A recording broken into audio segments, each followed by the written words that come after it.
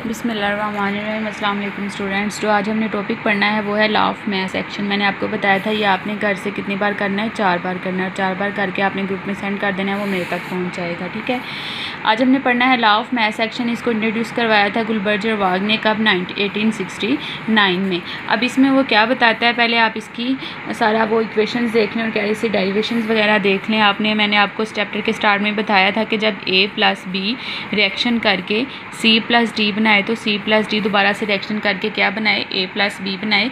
इसे हम क्या नाम देते हैं, रिवर्सिबल रिएक्शंस का नाम देते हैं। मैंने ये भी बताया था ये चीज़ जो होती है ये हमारे पास क्या होते हैं, रिएक्टेंट्स होते हैं, और ये वाले जो होते हैं ये हमारे पास क्या होते हैं, प्रोडक्ट्स होते हैं। ठीक है, आइए हम इसको ही प्रूव करते हैं। दोबारा से लेते हैं A + B रिएक्शन करके क्या बना रहे हैं, C + D। अब हमने यहाँ पे दो चीज़ें देखनी है। मैंने आपको बताया भी था कि यहाँ पे इक्विलिब्रियम पे हमारे पास चारों चीज़ें प्रेजेंट होती हैं। A भी प्रेजेंट होता है, B भी प्रेजेंट होता है, C भी प्रेजेंट होता है और D भी प्रेजेंट होता है। लॉ ऑफ मास एक्शन कहता है कि इनकी जो कंसंट्रेशन है इसको स्क्वायर ब्रैकेट्स में ज़ाहिर कर दिया जाए, यानी कि ये A की कंसंट्रेशन, ये B की कंसंट्रेशन, ये C की कंसंट्रेशन और ये D की कंसंट्रेशन। ठीक है, और इसके लिए एक ब्रैकेट के लिए वो जो यूनिट इस्तेमाल करता है वो यूनिट है मोल पर डेसीमीटर क्यूब, यानी A का यूनिट मोल पर डेसीमीटर क्यूब, B का अलहदा से मोल पर डेसीमीटर क्यूब, C का अलहदा से मोल पर डेसीमीटर क्यूब और D का अलहदा से मोल पर डेसीमीटर क्यूब। अब यहाँ पे मैंने आपको बताया था ये जो होते हैं ये रिएक्शन को आगे लेके जा रहे होते हैं, इसलिए ये जो रेट है ये किसका है, फॉरवर्ड रिएक्शन का। तो हम यहाँ पे लिखते हैं कि जो रेट ऑफ फॉरवर्ड रिएक्शन है वो डायरेक्टली प्रोपोर्शनल है दो चीज़ों के, एक हमारे पास A है और दूसरा हमारे पास क्या है, B है। प्रोपोर्शनल के साइन को हम हटा देते हैं। RF का मतलब क्या होता है, rate of forward reaction.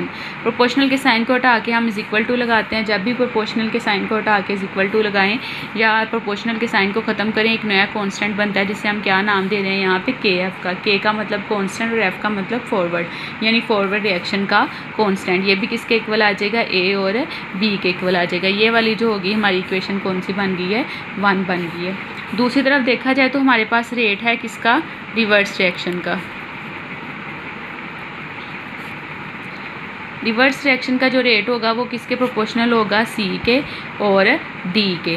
RR का मतलब रिवर्स, प्रोपोर्शनल किसके है, C के और D के। हम प्रोपोर्शनल के साइन को हटा के क्या लगाते हैं, = लगाते हैं और हमारे पास एक नया कांस्टेंट बनेगा जिसे हम क्या नाम देंगे, KR का।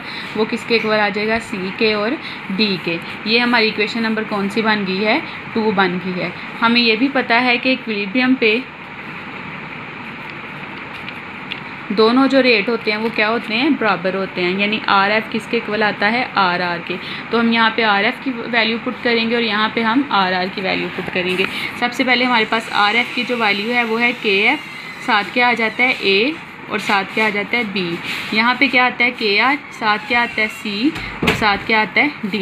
यहाँ पे KF मल्टीप्लाई हो रहा है, इधर आगे क्या हो जाएगा, डिवाइड हो जाएगा। यहाँ पे KR मल्टीप्लाई हो रहा है, इधर आगे क्या हो जाएगा, डिवाइड हो जाएगा। तो हमने इसको उधर नहीं लेके जाना, हम क्या करेंगे, हम KR को इधर ही रखेंगे और KF को इधर आके क्या कर देंगे, डिवाइड कर देंगे। याद रखना है KF इधर ही रहेगा, KR इधर आके क्या हो जाएगा, डिवाइड कर जाएगा। आपने F को कभी भी उधर नहीं लाना, R को इधर लाना है। ऊपर किसको रखना है, फॉरवर्ड को। ठीक है, KF यानी फॉरवर्ड ऊपर आ गया, KR यानी रिवर्स नीचे आ गया, CD अपनी पोजीशन में रहा, AB इधर मल्टीप्लाई हो रहा है, इधर आगे क्या हो जाएगा, डिवाइड हो जाएगा, A और B। जब कांस्टेंट आपस में डिवाइड या मल्टीप्लाई हो तो एक नया कांस्टेंट बनता है जिसे हम क्या नाम देते हैं, KC। वो किसके इक्वल आ गया, C D, साथ क्या आ गया, A और D। KC का मतलब है इक्विलिब्रियम का कांस्टेंट। अब जब हमारे पास इक्विलिब्रियम कांस्टेंट आया है तो आप देखें कि इसमें जो प्रोडक्ट्स हैं वो ऊपर हैं और रिएक्टेंट्स कहाँ पे हैं, नीचे हैं। तो हम दूसरे अल्फाज में लिख सकते हैं कि KC के केस में प्रोडक्ट्स हमेशा कहाँ आते हैं, ऊपर, और रिएक्टेंट्स हमेशा कहाँ पे आते हैं, नीचे आते हैं। अब यहाँ से ही हम इसकी क्या बना लेंगे, डेफिनेशन बना लेंगे। अब जब इसकी डेफिनेशन देखें तो अपनी बुक खोलें और बुक में देखें इसकी डेफिनेशन क्या लिखी हुई है। कहता है अकॉर्डिंग टू दिस लॉ, इस लॉ के मुताबिक द रेट, वो rate at which substance react, जिसमें सब्सटेंस आपस में रिएक्शन कर रहे होते हैं, वो डायरेक्टली प्रोपोर्शनल होता है एक्टिव मास के, और रेट ऑफ रिएक्शन जो होता है वो डायरेक्टली प्रोपोर्शनल होता है product of the active mass of the reacting substances. यानी कि एक्टिव मास जो हमने क्या लिया है, स्क्वायर ब्रैकेट ली है, और रिएक्शन का जो रेट होता है वो भी डायरेक्टली प्रोपोर्शनल होता है जो चीज़ें उनके आपस में क्या कर रही होती हैं, रिएक्टिंग सब्सटेंसेस के प्रोडक्ट। ये देखें